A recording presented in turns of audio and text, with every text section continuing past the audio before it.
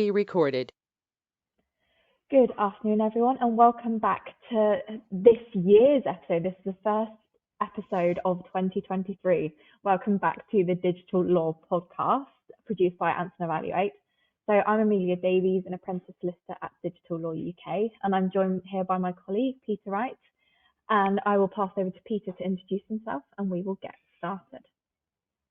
Yes, Happy New Year, everyone. My name's Peter. I'm a solicitor and the managing director at Digital Law. And we've got some interesting news stories, I think, to cover, though we could have spent probably a few hours covering all the things that have happened since our last podcast. And also we'll be looking at a few predictions for the coming year in terms of technology. Thanks, Peter. So that leads us very nicely into our first story. So if you've been a regular listener, or in fact, even if you just check the news, you'll have seen Meta making headlines almost on a daily basis at this point. So there have been a few Meta fines that we are going to discuss here. One for $5.5 million, which is in relation to WhatsApp. One for $390 million, which is looking at Facebook and Instagram. And then finally, a £265 million Facebook fine, which is from back in November. So this is getting to be almost a little bit more than loose change now, because we're talking about fines in the millions, and adding all of these up, you have got just over £500 million worth of fines there. So not looking good for Meta. It's not, Amelia, you're quite right, but I think it's not so much the size and the volume of these fines, so much as the fact that they're just, when we're actually trying to work out the situation, it was almost like a matter of, well, what was actually the size of the most recent fine, which it turns out is that $5.5 million for WhatsApp infringements. But there's just a steady drip of regulatory enforcement against Meta. And I think that is the thing that will be concerning them more so than the actual amount of the fines. $500 million isn't to be sniffed at, but for a company like Facebook and the amount of money it turns over and it makes every year, it's still comparatively small change, albeit it's going to be more of a concern than it was. Facebook's growth is down. They are not attracting new users in the way that they once were. Its existing user base remains very, very valuable, but stories like this will gradually put people off from going onto Facebook and sharing their information, which ultimately is what makes the world go round, or certainly the money go round, as far as Facebook is concerned. And it's the fact that you're just getting this steady stream from European data protection regulators hitting Meta's platforms, be it Instagram, WhatsApp, or Facebook, for hundreds of millions of euros at a time, or in this instance, just €5.5 million for WhatsApp. But it's all negative headlines. You only have to just type Meta data fine into your search engine, and loads of stories come up. And it's not all the same story. You get a range of different ones. Which one would you like to pick from? We thought the one in November was pretty major in terms of the way that it was a fine against the persistent way that Facebook gathers its data and targets its adverts. But then we've had these subsequent fines as well. And it's not great for Facebook. And then we also add up the fact that it's almost like Mark Zuckerberg has lost interest in his empire. He's busy pouring all of Meta's profits into the artificial world that he's creating, the metaverse, which it seems that no one, even the people that are building it, particularly want to go into and use. And it could be that it's the right bet, but it could be he's about 5 or 10 years ahead of time. And he's sort of leaving Sir Nick Clegg to, is he knighted? I think he's knighted. Anyway, former British Prime Minister, Deputy Prime Minister Nick Clegg is sort of left to run the House. And in the meantime, you'd think with all of these bits of regulatory enforcement, it's not going very well, is it, Nick? It's funny that you were discussing kind of the negative press there, because this is actually something we were discussing with a potential client only in a recent call this week. So we were discussing the fact that actually, yes, you can pay the fine and you can move on, but it is still out there in the public domain. So if you're maybe even an investor in Meta, you'll be considering, well, realistically, you're getting dragged through the mud here is it worth our time? Is it, and even if you're thinking about doing advertisement through one of the meta services, i.e. Facebook, Instagram, you are going to be seeing this sort of headline and maybe questioning, do we want to be associated with this brand if they are doing X, Y, and Z with data that they shouldn't be? And I think that's also an important point to consider from Meta's standpoint. No, you're absolutely right, Amelia. And the people that I speak to who sort of are analysts with certain hedge funds, I think, are quite concerned about this because over the last 10, 15 years, or certainly over the last decade, you could have looked at Facebook stock being pretty reliable as a good performer. Yet, along with a lot of the other tech firms that are currently shedding employees as well as their stock price, Facebook is not quite as dependable as it once was.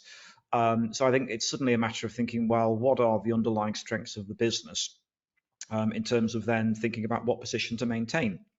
But the thing here is that long term, it looks like we could be getting more and more enforcement of this type. I mean, GDPR has now been going for 5 years in Europe, and it's almost like I think enforcement as a whole was delayed by the pandemic. So I think we're still a little bit behind where we would otherwise have been were it not for the pandemic and the fact that I think some of the work of the data protection regulators around Europe was slowed to a certain extent. But certainly now we're sort of seeing a blizzard of fines coming thick and fast. And we've now got to think that this, that there could be an awful lot more to come of this. And we're going to be talking about our predictions for the year later on. I think we can add to that more regulatory headaches for the Meta group. I think another point, finally, before we move on from this, is the fact that Meta, I believe we previously covered the fact that Meta have almost put away a budget for covering these sorts of fines. And like I said, we'll be going into more detail in relation to our predictions. But, if Meta are already kind of establishing a budget for dealing with fines, it's not a big conclusion to jump to consider, yeah, they're probably going to be in for a lot more this year. Yes, yeah, I think they'd probably be when they're thinking how big that pool should be. I think they will be putting rather a lot to one side, and it does make you wonder because I'm sure in the reports and filings that Facebook will have to produce, that Meta will have to produce as a listed corporation, you're going to see in there a fairly large sum set aside with a clear figure on it, and the thing would be, if you see a figure that says sort of several $billion set to one side for that purpose, it almost would make any investor then think, well, actually, clearly they know that there's more coming down the line here, and what isn't public knowledge yet that the regulators might be looking at, and that Meta might be aware of. I think we also need to bear in mind here, of course, this applies across that whole group. So it's not just Facebook, it is Instagram and WhatsApp. And all three of those platforms seem to be feeling this sort of regulatory pressure as a whole. Thanks, Peter. So moving on to our next story. This is one a lot of the listeners will be fully aware of, is the Royal Mail cyber incident that occurred a few weeks ago. I mean, if you're like me, I felt the pressure over the Christmas period trying to get my letters to arrive on time. And that indeed was very frustrating. I'm a December baby, so I was getting things turning up here, there, and everywhere. So Royal Mail have now experienced a cyber incident, and this is preventing any overseas mail being sent, which at first you kind of think, crikey, yeah, that's bad, but we can move on from this. However, if you think about the effect that this is having on the businesses that are involved, it's going to be quite detrimental. So I will pass over to Peter to go through this in a little bit more detail. Thanks, Amelia. Yeah, so I think the key thing here is and a little bit of context for those who may be overseas listeners. We've had quite a few strikes in the UK, and now the Royal Mail, the Postal Service, has joined that cohort. So certainly before Christmas, it was very clear that if you wanted to actually post anything and have it arrive for Christmas, you had to pretty much post it in November. So the service was struggling with having lost all those hours. And then, of course, December being the busiest month, having a huge amount of mail to shift. And sure enough, it then has found itself hacked, and hacked to such an extent that they've actually been advising businesses not to use it while they try and sort out the problems that they've had. So it seems to be, we aren't just talking about a sort of straightforward data breach here. We seem to be looking at a loss of data and a loss of control of their system that has caused significant ongoing issues. So I think that actually being able to restore the system to the state it was in before it was hacked is proving to be a significant headache for Royal Mail, and it is really affecting their ability to maintain deliveries. And unfortunately, because the service has been cut back so much over the course of the last year or two, I think people had got to the point that you wouldn't expect mail to arrive within a day anyway, and certainly at the moment you wouldn't expect it to. So I think anyone that expects anything to be sent promptly is therefore having to take other options to send that hard copy communication or package rather than utilising the postal service. To confirm here as well, the first issue was noticed on the 10th of January. And recording this episode, we're recording it today on the 27th of January. So already it's been 17 days since this attack occurred. And I know for a fact when I went to go and post some parcels for the office, there was a handwritten notice on my post office window saying, please note, we can't accept any overseas parcels due to a cyber incident. So realistically, we are looking at real lasting effects here of this cyber incident that at first they essentially didn't release a lot of information and said, oh yes, it'll be fine, we'll get it fixed. And realistically, it is still not fixed. And that's just it. So we've got the ongoing detriment here caused by the attack. We should say as well that it is a suspected Russian attack.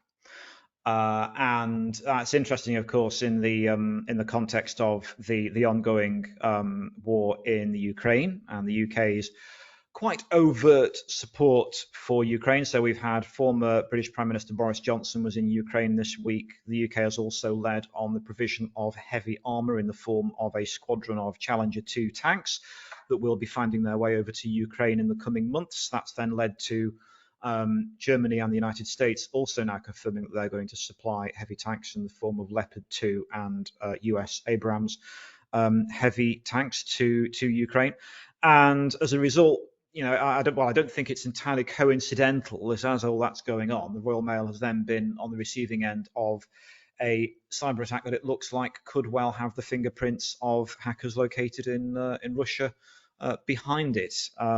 With any sort of attack on critical national infrastructure like the Royal Mail, the UK National Cyber Security Centre will no doubt be involved, and I'm sure they are sharing intelligence on that with their colleagues both in the US NSA and with other intelligence agencies, because these are the sorts of threats that can severely disable a economy. And obviously it's in everyone's interests that if the UK has gone through this, we don't want any other country to be exploited in the way that clearly the UK network has been.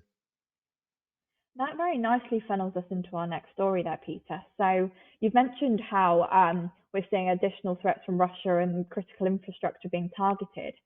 So the European Parliament website has faced a sophisticated cyber attack which disrupted its services moments after members voted to declare Russia a state sponsor of terrorism.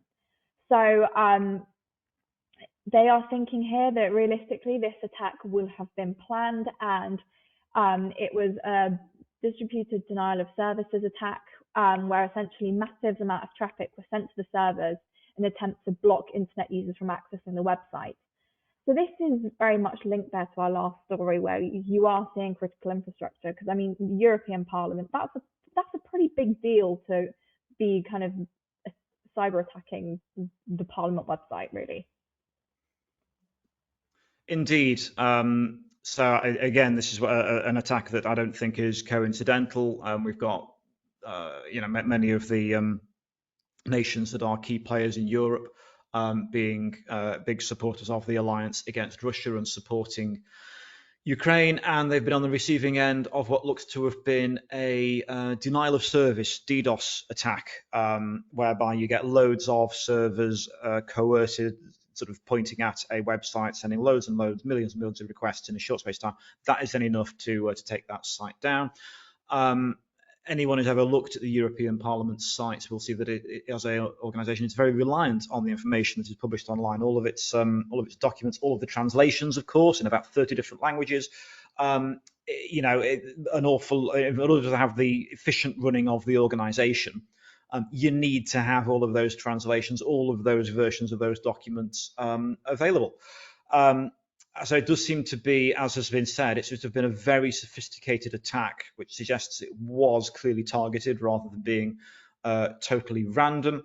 And it's had a significant effect, but thankfully it has not stopped at least the measures that Europe is taking in the conflict. So this came after the European Parliament had voted to adopt a resolution declaring Russia a state sponsor of terrorism. So yeah, somewhat ironic that the attack follows a declaration like that.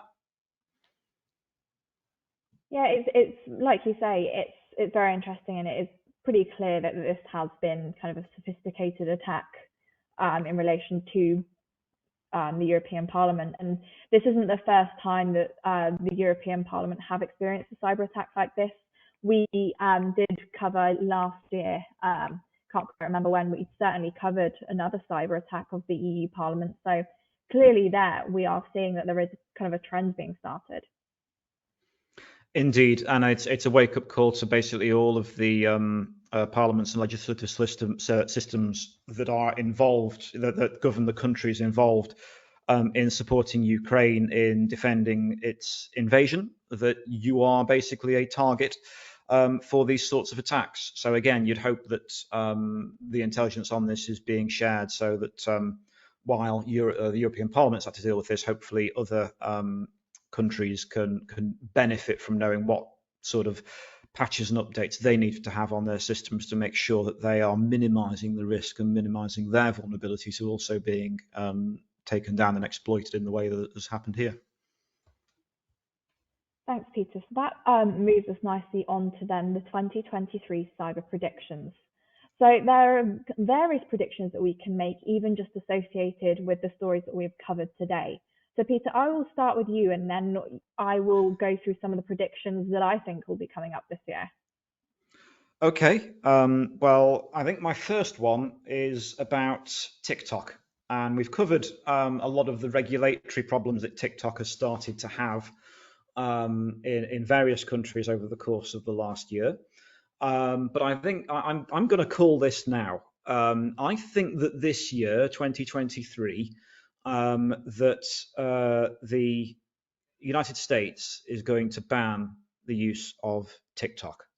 Why such a draconian measure? Well, I think the security issues that are known with the app, in terms of the fact that it is gathering a huge amount of data on its users, and its majority of users are children, teenagers, young adults, who are uploading and then sharing vast amounts of content on this wildly popular app.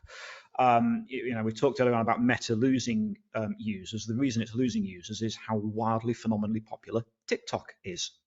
For older, more senior listeners, TikTok is basically TV on steroids. You can watch what you want, when you want, and a huge quantities of it over and over again, should you wish. And the sheer volume of content on there is very difficult, really, to comprehend. Now, in the US, they've become alive to the risk from potentially the Chinese state and its growing sophistication in the use of technology for a few years. So a few years ago, they ended up making sure that Huawei, its use was curtailed and limited in the United States. And then they also pushed the other members of the Five Eyes network being the United Kingdom, Canada, Australia, and New Zealand, to also divest their use of Huawei in their nation's broadband system. So actually that's meant that the rollout of 5G in the UK is now delayed, because they're actually taking out the use of Huawei kit in all of the base stations and transmitters. And it's a very flexible kit and cheap kit, so it's therefore delaying the rollout. And indeed, it's meant that even 4G use is limited in the UK now, let alone 5G. So it's kind of delayed that. So coming back to TikTok, My point is that I think the concerns around TikTok are equal to, or indeed exceed, those that were felt to be the case with Huawei. Um, then we look at the political situation in the United States. You've got Congress with, I think, a 4-seat majority for the Republicans and a fairly wafer-thin majority for the Democrats in the Senate. Um, but there's very few things that tend to unify the majority of Congress and Senate across both parties. And the thing that tends to unify them is that they are becoming increasingly wary of China and its power. And the fact that they're getting briefings around TikTok and they're starting to think, actually, we could end up agreeing that this technology, and the use of this technology, should be either severely curtailed or most likely and most easily banned. I think there's likely to be a fair amount of pushback on that. I think TikTok users won't be particularly happy on that. I've even heard a rumor that it is possible that a full-scale ban is being delayed at the moment because they're waiting for, for example, Meta to come up with a equal or better solution that at least the users that can't use TikTok can migrate to. And to be honest, this will be my other prediction for the year, is that it won't be Meta that come up with a solution, it'll be Twitter, because they're the ones that are actually back to innovating in their platform and investing in it in a way that they have not done for a number of years. And regular users of Twitter will know that the way that that platform operates has changed to a significant extent just in the course of the last few months. So there could be quite a significant change there in terms of TikTok overall being banned. And if it's banned in the US, expect to see it also then banned in the other Five Eyes countries, so the UK, Canada, Australia, and New Zealand, though they may end up having to be sort of dragged kicking and screaming to make that decision take effect. So it might take some time, but that's what I think could be one of the stories of the coming year. Thanks, Peter. So I've got more of a kind of broad overview in relation to my predictions for the year. So for me, starting with potentially maybe one of the most obvious ones is phishing.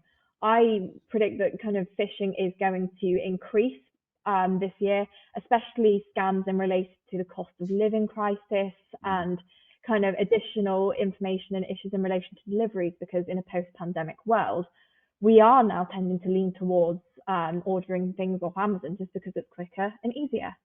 And then, Peter, we only had a discussion yesterday, I believe, where someone had very poorly pretended to be one of the members of our team to send us information about payment issues. And that just came in, and we have a fairly robust firewall as part of our law firm. And, we are seeing more and more come through. And I had one in relation to creating a mortgage. To confirm, I'm nowhere near in the market for having a mortgage. So there's these sorts of attacks that do kind of sit and make you think, crikey, what's going on here? And we're in January and we've already seen a fair amount of these coming through. Yeah, that's exactly right. I think the risk from those is certainly growing.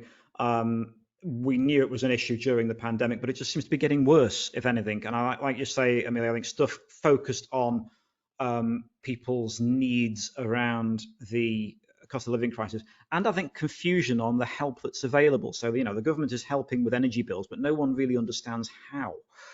So therefore, if someone purports to impersonate the government and say, "Oh, in order to have the savings on your energy bills, you must click here," quite a few people are going to be taken in by things like that. Exactly. And this very nicely almost leads on to the other prediction that we've already mentioned really here is critical infrastructure targets. So if you are targeting kind of, we've seen here the European Parliament has been targeted, and last year we saw a history of parliamentary and council attacks. There was airplanes that were grounded in the US. And then even specific MPs here in the UK, where you could buy their information for about £6 on the black market. And so when we're kind of seeing this level of targets in our critical infrastructure, you can kind of see that these are definitely going to be increasing throughout the year, as it's known that there are vulnerabilities to be exploited here. Yes, and I think we could see more and more important systems. If they can take down the Royal Mail what else could be taken down? What sort of damage could be done?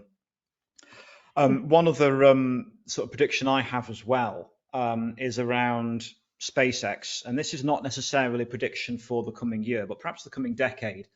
But it's around the fact that I think this corporation is I think it's going to become incredibly valuable and incredibly successful. I think it could end up being the largest corporation in the US. It may end up being the world's largest corporation ever. Why do I say that? Well, it's the fact that, first of all, they're reusing their technology in a way that no one else is. You know, they're sort of reusing their rockets for the 15th, 16th time. No one else is doing that. So they are making access to putting your satellite or putting something up in space an awful lot cheaper than any other platform out there. So they're going to keep on doing that. They are also, though, starting to make money. Now, one of the things that SpaceX is entirely, totally in control of is the Starlink system. And Starlink is this network of thousands of satellites that have been put into orbit that will then allow for basically you could be out in quite a rural area where it's going to take years or decades for a broadband cable to get there. But the idea is with a few bits of equipment, you can then access the Starlink system. This is being used in Ukraine by the Ukrainian forces to actually sort of be able to triangulate and their activities, communicate in a way that the Russians have not been able to. And they can do this to a very high degree and be able to talk, you know, across the battlefield strategically in a way that you cannot do with more traditional radios and wirelesses, particularly over large areas. And anyone who's ever been to Ukraine, you know it's a big country. It's very difficult to be able to talk on or communicate along a whole front that could be hundreds of miles long, to be able to do that efficiently and easily. So we've seen the benefit of it. We've seen the strength of this technology. But they have already signed up. I mean, this technology only started taking orders in 2021. By the end of 2022, it had more than 1 million active subscribers. One subscriber is subscribing at $109 a month. So they are already making $1.3 billion in recurring high margin revenue in less than 2 years. Now, why is that a big deal? Well, the average corporation takes more than a year to start making $1 billion. Google took 5 years to make its first $1 billion. Netflix took 10 years to make its first $1 billion. The Walt Disney Corporation, think how big that is, all the movies and TV series now, took them 69 years to make its first $1 billion. So it is unheard of to start turning over that kind of scale of income that quickly. So add that together with the fact that they are going to corner the market in terms of being able to access, get into space, let alone then what may happen in terms of being able to mine minerals off Earth from asteroids, the moon, wherever, which may or may not happen. The point is that even based on Starlink and providing that quality access pretty much anywhere in the world, that's 1 million users. Imagine if you get 50 million users paying that. The sheer revenue that's coming through. And this would not be something that might disappear because it will be strong recurring revenue. We were talking earlier about Facebook and the fact that their revenue is going to fall because things like advertising revenues and user engagement can rise and fall pretty quickly. But if you've got people who are relying on the use of that broadband year in, year out, they're not suddenly going to disappear. Even if they get fiber through, it might not be as quick and efficient as the Starlink system that they are now using. So I think this is really going to be an absolute game changer. If SpaceX was, something that you could that was floated, I'd be saying buy the shares. As it is, you can't. Apparently, you can put money in if you've got a spare $1 million or so. But there you go. It's not publicly traded, is the point.